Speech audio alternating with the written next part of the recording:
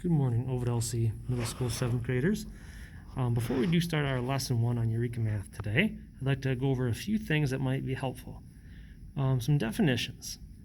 First of all, a ratio. A ratio is a comparison of two quantities, and it can be expressed in 3 different formats. I can write it out as 2 to 5 with the word, or 2, or double dots, the colon there, to 5, or in a fraction format, we read it from top to bottom, 2 to 5. So ratios can be expressed in those ways. We're comparing two different quantities of something. Now a rate is a comparison of two quantities with two different labels or units. For example, I still have two numbers, 5 and a 2, except now they have labels attached to them. 5 miles in 2 hours. Now a unit rate, this is a little bit different because it has a special rule that has to follow.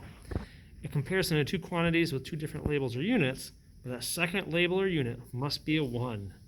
So for example, 55 miles in 1 hour, we'd say 55 miles per hour. Or $18 in 1 hour, $18 per hour. Those are unit rates when you're comparing it to one of something. And I have 2 tips for you. Money. Money usually comes first when you set those up, or if it's in a fraction format, it's on the top.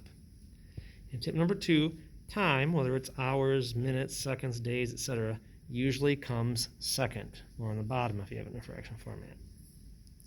All right. Now, we'll take a look at a couple of our examples here. And the pages are blue. Our first unit is copied in blue. Remember, if you would like a paper copy of this, stop in at the middle school office, and Mrs. Holly can get you a set of this all pre-printed ready to go, and you can put it in a 3-ring binder. All right. So, our first problem we're going to practice with today is an example.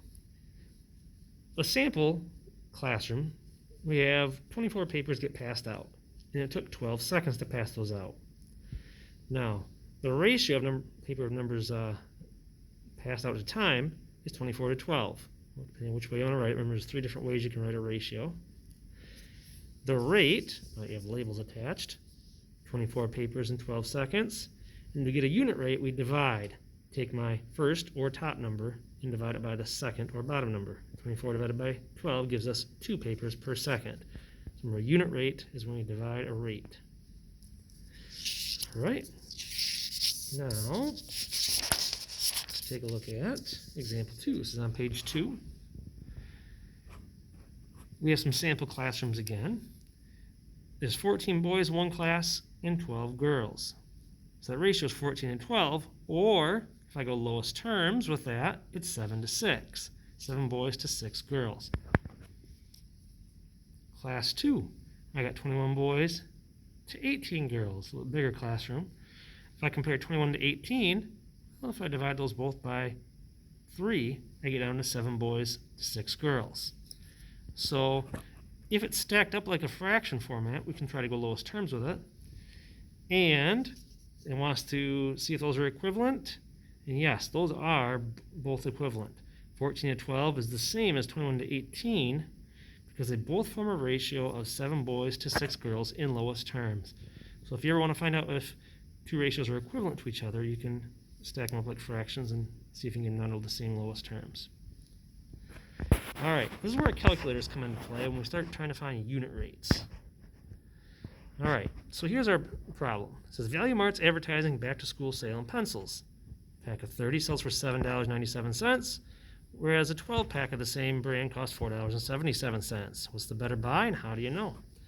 Well, remember from tip 1, we usually list money first. So I take $7.97 and put it on top of 30 pencils. And if I divide that out, I get 0.265666. It goes on and on and on. But round to the nearest cent means I can go to the hundredths, check the thousandths, and yep, that'll boost me up to 27 cents per pencil. And I try the other situation, $4.77 for 12 pencils. I divide those out, and I get 0.3975, and rounded to the nearest cent, that is 40 cents, because I can go to the hundredths place for cents. 7 will bump that 39 up to a 40 cents per pencil. So what's the better buy? Our first situation, the $7.97 for 30 pencils, because it's 13 cents cheaper per pencil. All right, here's some more examples of practicing with unit rates here. Oh, find each rate in unit rate.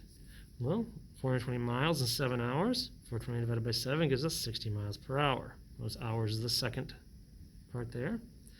360 customers in 30 days. I get a division problem. 360 divided by 30 gives me 12 customers per day. For C, 40 meters in 16 seconds. Once again, you can see there's time there, listed second. 40 meters divided by 16 seconds gives me 2.5 meters per second. And I don't have a time unit in this last one, but I do have money. We usually list money first. $7.96 for 5 pounds. Divide that out, and you get 1.592. Make sure you round to the nearest cent. 2 is not big enough to bump up that 9. And I get $1.59 per pound. Number 2. It says, write 3 ratios that are equivalent to the one given. The ratio of right-handed students to left-handed students is 18 to 4. Now let's just take that original ratio and get that down to lowest terms right away. So 18 to 4 in lowest terms is 9 to 2. 9 right-handed kids to 2 left-handed kids. Then, if you want to get equivalent ratios from there, you can double or triple the original lowest term ratio. So if I take 9 to 2 and I double it, 18 to 4. That's kind of where I started the problem. 18 right-handed kids to 4 left-handed kids. Or I could triple that lowest terms ratio. 9 to 2 times them each by 3, and I get 27 to 6 for right-handed to left-handed students. So there's the 3 different ratios, but are equivalent. Number 3, Mr. Rowley has 16 homework papers and 14 exit tickets to return. Ms. Rivera has 64 homework papers and 60 exit tickets to return. And they want to write a ratio to represent the number of homework papers, number of exit tickets, and are they equivalent? Well, let's see if I can get those down to lowest terms. For Mr. Rowley, 16 to 14, divide them both by 2, and I get down to an 8 to 7 homework to exit ticket ratio. And Ms. Rivera, 64 to 60, I can divide both those by 4, it takes me down to 16 to 15. So the 2 ratios in lowest terms are not equivalent. All right, just a couple more examples here for you guys. Jonathan's parents told him that for every 5 hours of homework or reading he completes, he'll be able to play 3 hours of video games. His friend Lucas's parents told their son that he could play 30 minutes for every hour of homework or of reading time he completes. If both boys spend the same time on homework and reading this week, which boy gets more time playing video games, and how do you know? All right. Well, Jonathan, 5 homework hours to 3 video game hours. If I divide that, I get 1.6 homework hours to 1 video game hour.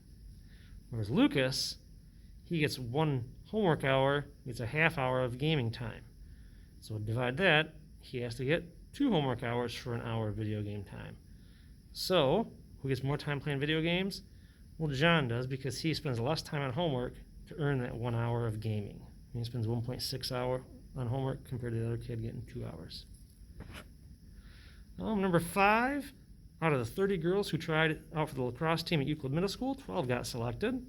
Out of the 40 boys tried out, 16 were selected. Are the ratios of the number of students on the team to the number of students trying out same for boys and girls? And how do you know? Well, I can take those and try to get them down to lowest terms. For girls, 30 tried out, 12 get selected. Well, divide them both by 6, I get down to 5 tryouts compared to 2 selected. Whereas the boys, 40 tryouts, 16 get selected. In lowest terms, I can try to divide those both by 8, and I get down to 5 to 2 also. Those are the same ratios. So that's the same. And one more look at here. It says, Devin's trying to find the unit price on a 6-pack of drinks for $2.99.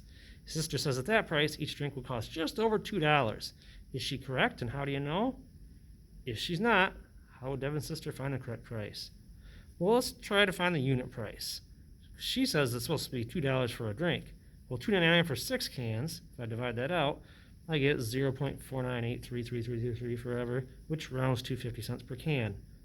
So the sister is not correct. She thought it'd be $2 a can. What she needs to do is divide the price by the number of cans. So she would have found out it's about 50 cents per can for the pop. All right. Thank you very much, and hope this helps, and get ready for your assignment on Schoology. Thank you.